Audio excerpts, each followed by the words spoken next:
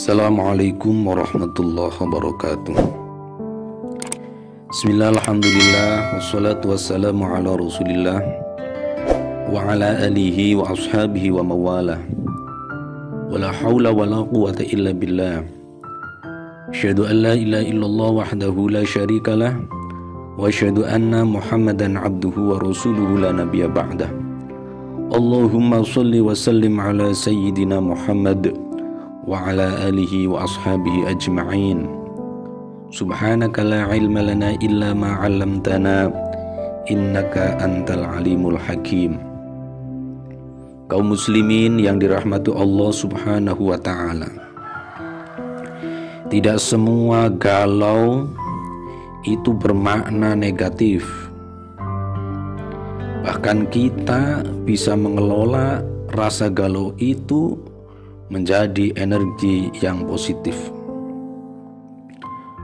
Faktanya dalam bahasa Arab, di antara kata yang paling mendekati makna galau adalah hammun, yang mengandung multi persepsi positif maupun negatif. Tidak muda, tua, tidak pula kaya, tak pula papa, semua pasti tahu rasanya dihampiri kegalauan. Ada atau tidak ada sebab, dengan level dan stadium yang beragam. Bukan bermaksud mengada-ada, tapi ada baiknya mempelajari manajemen kegalauan ini, supaya rasa yang menghampiri itu tak lantas menyanyiakan energi positif kita, larut dalam ketidakjelasan baik rasa dan pikiran kita. Maka perlu kiranya tips untuk mengelola kegalauan itu.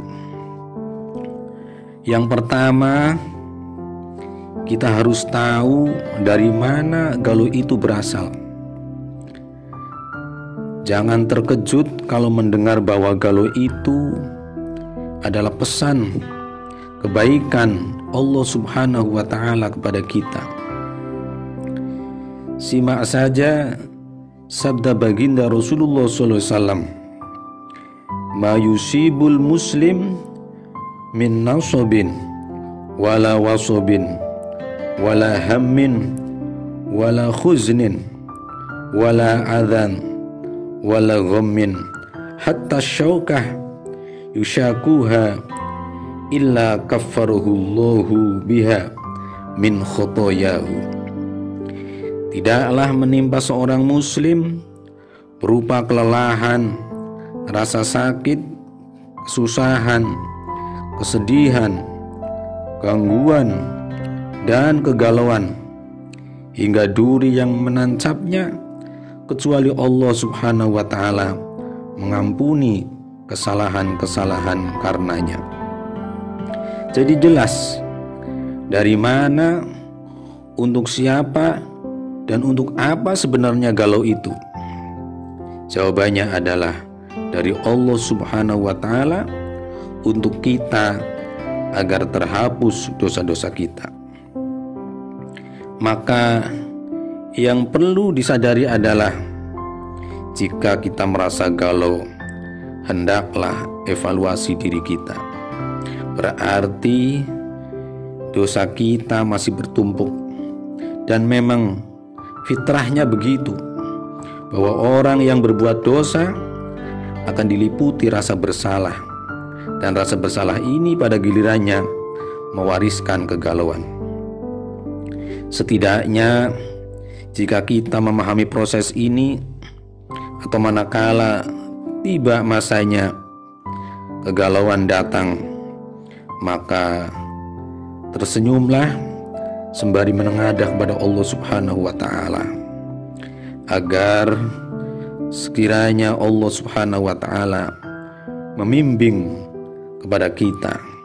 Sambutlah galau dengan senyum dan dengan memperbanyak istighfar.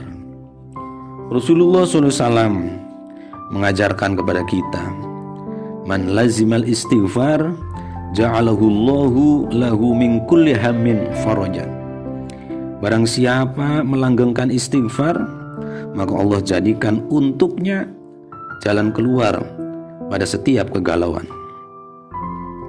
Yang kedua, pada tahap berikutnya adalah mencari jalan keluar yang tepat atas kegalauan. Karena secara prinsip penawar ini adalah mengembalikan kegalauan pada sumbernya, Allah Subhanahu wa Ta'ala, Sang Maha Pengirim galau. Maka kalau Anda pernah membaca bahwa Nabi tak sabar menunggu waktu sholat, salah satunya karena beliau ingin segera bertemu dengan sang penawar kegalauan. Maka secara teknis kita bisa memilih sendiri, apakah melalui rangkaian amal saleh yang melelahkan, atau lantunan istighfar yang tak terhitung, atau menangis di malam hari yang sepi, atau dengan cara yang lainnya.